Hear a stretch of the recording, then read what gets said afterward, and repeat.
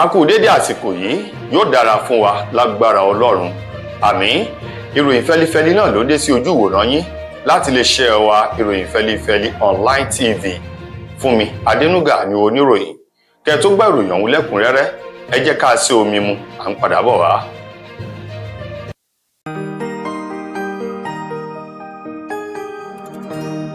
Ìròyìn fẹ́lifẹ́li TV, àjààbálẹ̀ làwọn ìròyìn ti wà, máa wò lóòrèkóòrè.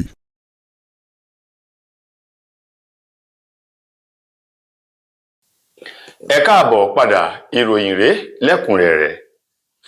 Ìjọba àpapọ̀ orílẹ̀-èdè wa Nàìjíríà ni wọ́n ti kéde owó èyí tí wọ́n ti yá báyìí nínú àwọn kóló èyí tí wọ́n ń dá owó ojoojúmọ́ sí lórílẹ̀-èdè wa Nàìjíríà àti owó díẹ̀ tí wọ́n rí yá ní òkè òkun láti lè fi ṣe àtìlẹ́yìn ìṣùgbà àwọn ètò ìṣúná owó tó ń ti àwọn àkànṣe iṣẹ́ gbogbo ní orílẹ̀-èdè wa Nàìjíríà.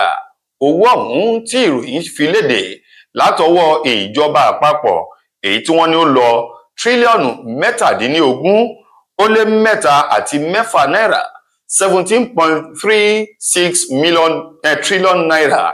Wọ́n ní tírílíọ̀nù mẹ́tàdínlógún-ó-lé-yìí ni owó tí ìjọba àpapọ̀ yá láàrin oṣù kínní sí oṣù kẹwàá ọdún 2025 èyí tí wọ́n lò láti lè fi ṣe àwọn àkànṣe iṣẹ́ gbogbo èyí tí ó mú ìdàgbàsókè bá orílẹ̀-èdè Nàìjíríà.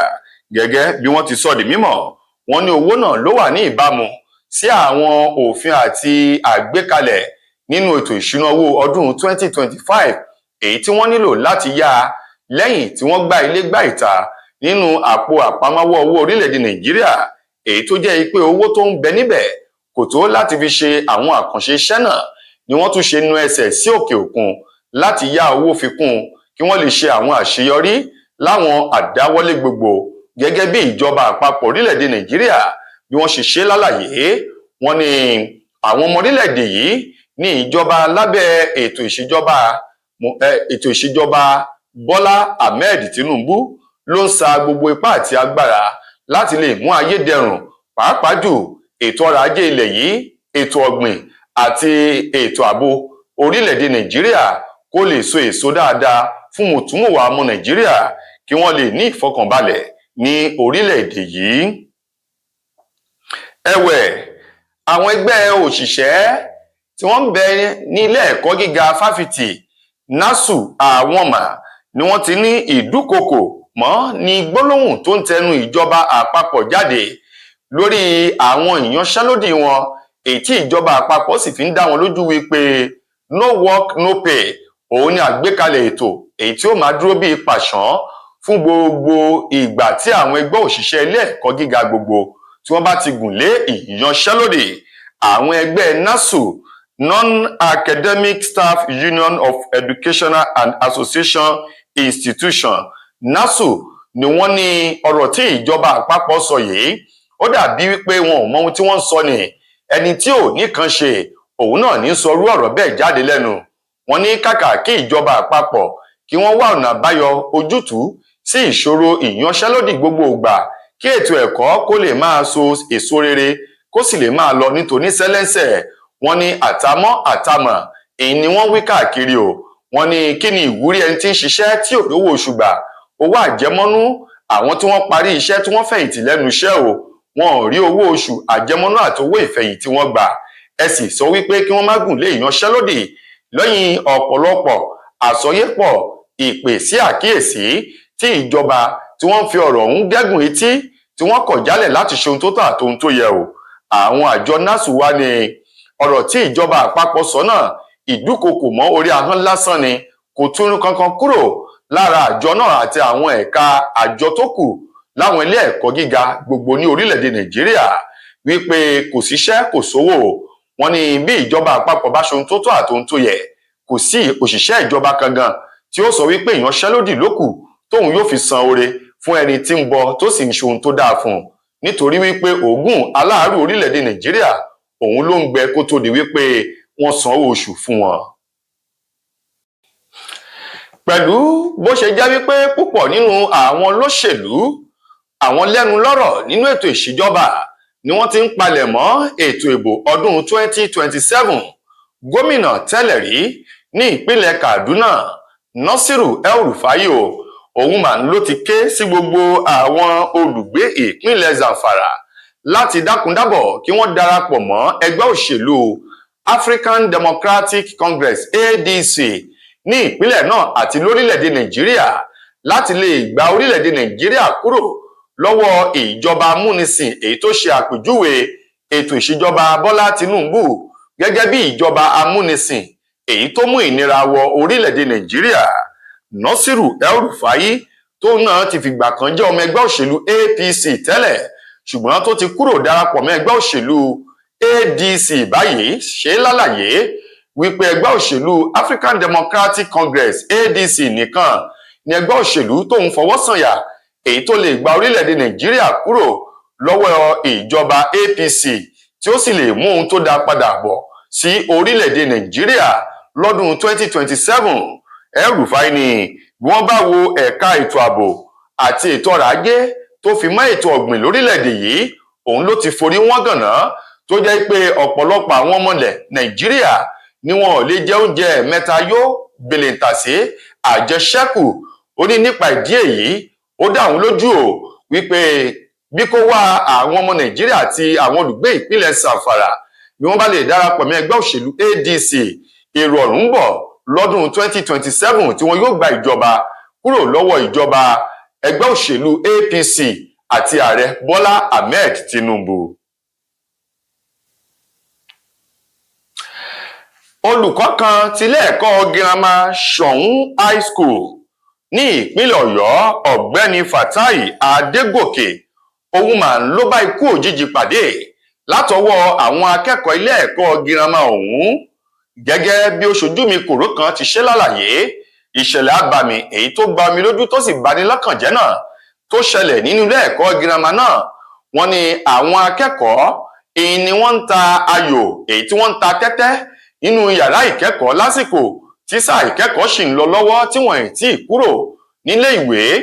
Èyí tí olùkọ́ Fatai Adégòkè sì rìn sásìkò tó bá àwọn akẹ́kọ̀ọ́ ọ̀hún wípé kí lohun tí wọ́n jẹ yó tí wọ́n fi ń ta tẹ́tẹ́ lásìkò tó yẹ kí wọ́n máa ka ìwé nínú yàrá ìkẹ́kọ̀ọ́, tó sì sọ wípé ohun tí wọ́n ṣe yìí jẹ́ ohun tó burú tí etí kankan ò gbọdọ̀ gbọ́ èyí tó bá wọn wí.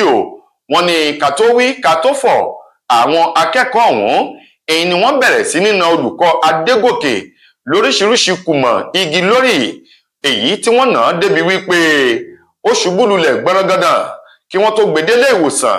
Èyí ni olùkọ́ ọ̀hún èyí ló gbèkúrú jẹ lọ́wọ́ ẹbọra tí wọ́n sì ní àwọn akẹ́kọ̀ọ́ náà tilé ẹ̀kọ́ gíga Ṣọ̀ún High School èyí ni wọ́n nà pápá bora. Iléeṣẹ́ ọlọ́pàá ìpínlẹ̀ Ọ̀yọ́ ní ìgbín kìrìn kókó lóore ẹgbẹ̀rún Samuel ní kò lè sámọ́ lọ́wọ́ wọ́n ní àwọn akẹ́kọ̀ọ́ náà ṣeun báyìí ni wọ́n fọwọ́ mú wọn bí ìgbìyàn fọwọ́ he ìgbín lára igi ọ̀pẹ ni.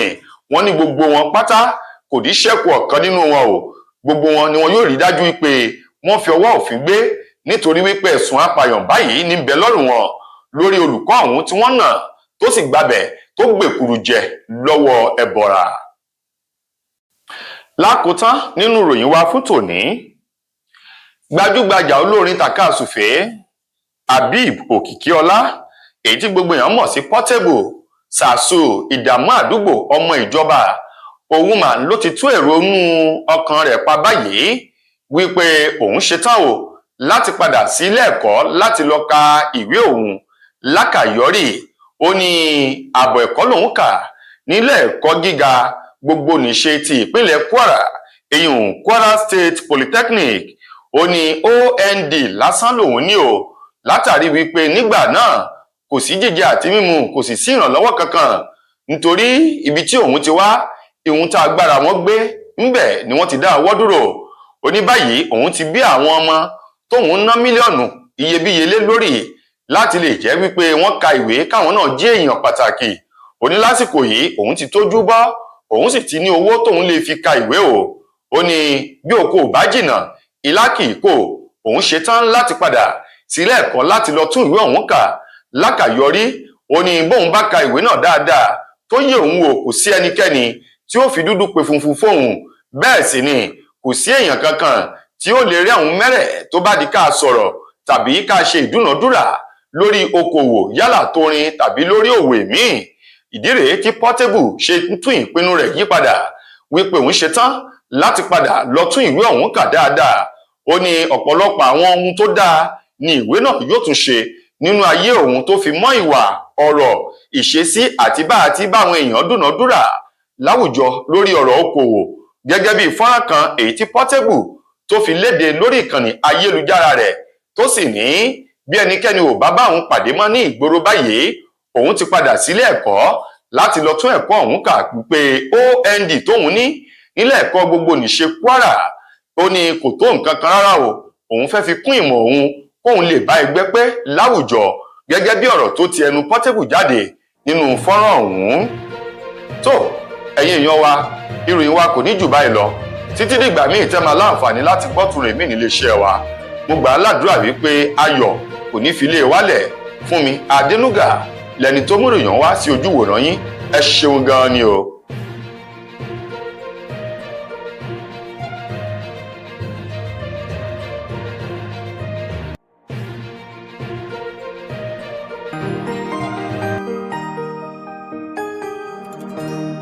Ìròyìn Fẹ́lifẹ́li TV àjààbálẹ̀ làwọn ìròyìn ti wà, máa wò lóòrèkóòrè.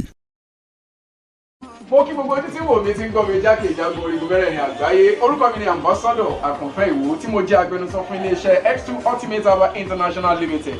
Níléeṣẹ́ wa ń bì láti màmọ̀ dájú nǹkan kan tí eléyìnbó ń pè ní health is wealth, ìlera lọ́rọ̀. Kì í ṣàfẹnujẹ́ nìkan tá a bá ń gbọ́ ọ̀nà ìṣètí, torí gbogbo lọ́gbọ̀ àwọn èèyàn ni wọ́n ń kojú àìsàn tí a pè ní ìfúnpá gíga. Ìdí nìyí tí iléeṣẹ́ X2 Ultimate Herbal fi ṣètò oògùn ìfúnpá gíga fún ní powder àti ní olómi.